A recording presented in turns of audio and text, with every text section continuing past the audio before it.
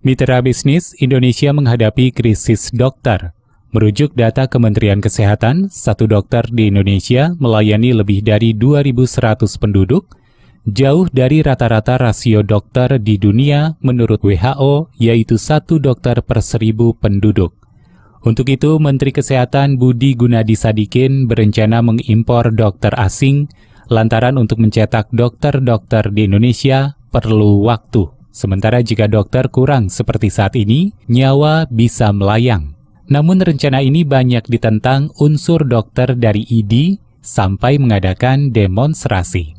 Untuk membicarakan hal ini lebih lanjut, saat ini kami telah tersambung dengan epidemiolog yang juga pakar kesehatan global, Diki Budiman. Dr. Diki, apa yang perlu diperhatikan sebelum rencana ini dijalankan? Jadi pertama ya, sebagai background dulu ya, bahwa saya sebelumnya itu di pemerintahan juga, yang antara lain jabatan saya saat itu juga mengawaki atau mengurusi tentang bagaimana kita melakukan tindak lanjut terhadap kesepakatan APEC ya, AFTA juga, yang dimana antara lain tentang kesetaraan tenaga kesehatan ya. Makanya di ASEAN, di APEC itu ada namanya MRA atau Mutual Recognition Agreement, yang antara lain idealnya, cita-citanya itu dokter Indonesia bisa kerja di luar, dokter luar bisa kerja di Indonesia gitu. Itu sejak sebetulnya zaman Pak Harto ya, waktu APEC di Bogor itu. Nah, namun dalam perjalanannya ini tidak semudah seperti yang diharapkan atau dibayangkan, karena dalam melakukan penyetaraan pendidikan itu banyak hal yang mesti disepakati. Misalnya kalau bicara kurikulum ya, bicara skill ya, kemudian juga bicara kriteria atau syarat. Nah, inilah yang menjadi hal yang sebetulnya wajar ya, dan juga ya harus dilewati tahapan-tahapan itu ya. Nah, satu itu. Dan itu artinya jawaban atau respon saya ini ya.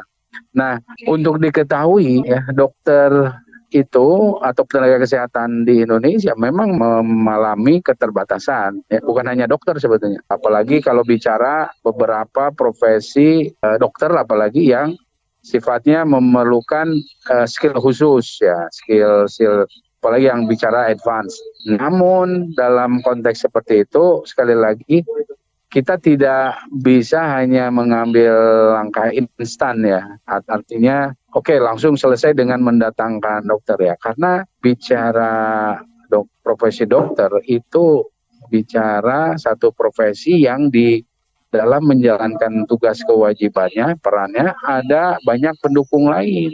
Apa saja pendukung lain yang harus dipersiapkan, Dok? Sistem kesehatannya itu sendiri atau manajemen, misalnya dia datang untuk ke rumah sakit, katakanlah di daerah, atau katakanlah tadi saya ke Lampung nih, manajemen di sananya bisa mendukung, mensupport untuk si dokter itu bekerja. Sebagai contoh, dia mungkin dari negara yang maju, misalnya katakanlah negara maju, relatif maju dari Indonesia.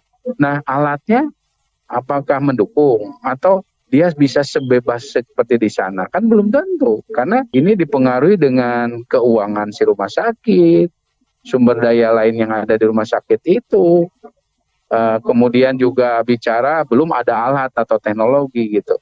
Nah, belum lagi bicara bagaimana, kan dokter ini mau melayani masyarakat, pasien di Indonesia ini mayoritas hampir 80% itu ngobatin sendiri kalau sakit. Kalau dia sakit waktu pandemi itu nggak ke rumah sakit, dia dikerok, dia ngobat sendiri. Yang meninggal di rumah itu banyak. Nah, itu kalau bicara konteks Indonesia, oke, dokternya datang, tapi kalau pasiennya jarang, pasiennya tidak ada, ya, terus dia mau gimana gitu? Karena ini ada PR pemerintah yang masih besar dalam membangun literasi kesehatan di masyarakat. Jadi yang disebut dengan health seeking behavior atau perilaku masyarakat mencari layanan kesehatan ini masih rendah gitu. Ada dokternya, ada layanan kesehatannya, tapi masyarakatnya masih enggan. Padahal BPJS ada misalnya, tapi dia enggak, saya mau beli obat sendiri, gitu, ini sendiri. Nah, nanti dokternya nganggur, dokter asingnya gitu. Terus dia nanti gimana?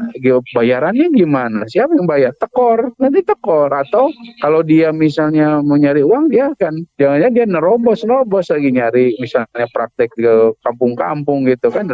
Nah ini hal-hal yang terjadi di lapangan yang tidak terpikirkan oleh pengambil-pengambil kebijakan yang tidak pernah ada di bawah gitu.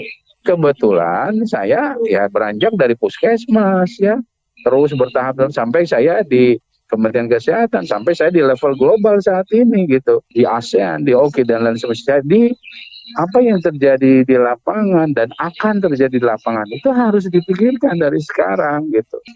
Ini berbeda banget.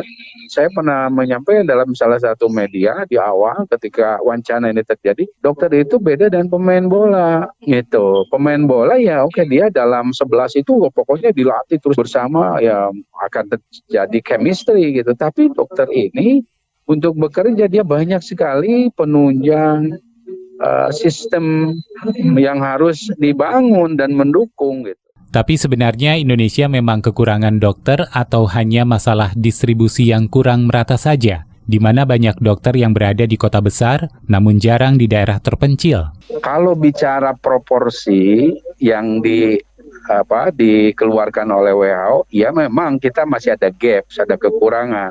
Tapi itu tidaklah seperti waktu katakanlah zaman bapak saya juga kan dokter nih, tahun 70-an ya atau bahkan 80-an. Sekarang sudah jauh lebih baik. Jadi kalau dikatakan kurang sampai harus mendatangkan begini ya enggak juga gitu menurut saya ya, karena yang menjadi masalah saat ini adalah pemerataan, distribusi gitu. Dan itu enggak diselesaikan ya, itu dalam tanda kutip saya nggak tahu apa malas atau enggan atau tidak paham dengan situasi sehingga daripada menyelesaikan pemerataan ya atau distribusi yang merata atau adil itu ya mendatangkan orang atau profesi dokter dari luar. Padahal mendatangkan dengan menyelesaikan itu saya kira jauh lebih realistis lah ya, dan juga mendukung ketahanan nasional daripada mendatangkan dari luar. Jadi mendatangkan dari luar itu ya saya ini sampaikan saya karena sekarang PhD saya di bidang global health security.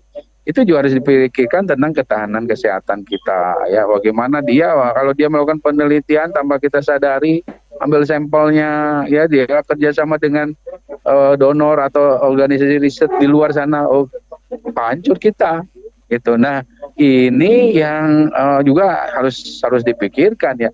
Jadi sebetulnya pemerataan itu adalah satu strategi yang urgent sebetulnya, yang bisa harusnya, apalagi ini udah 10 tahun pemerintah Jokowi dulu pernah menggelontorkan ide itu, tapi ternyata kan tidak dilakukan juga.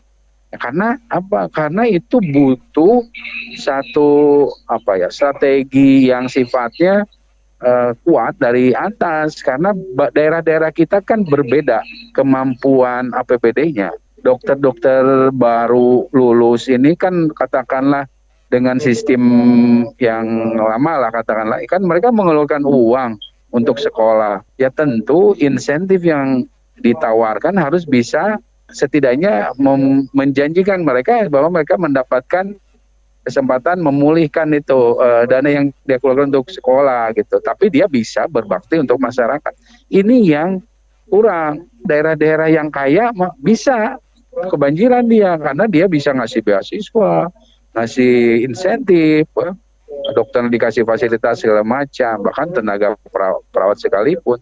Tapi daerah yang tertinggal, apalagi terpencil, itu nggak dapat support yang memadai dari pemerintah pusat, sehingga mereka nggak bisa mendapatkan tenaga atau kesehatan itu yang memadai. Gitu. Nah ini yang konsep saat ini itu yang tidak terjadi keadilan itu. Demikian epidemiolog yang juga pakar kesehatan global, Diki Budiman. Saya, Anto Wijaya.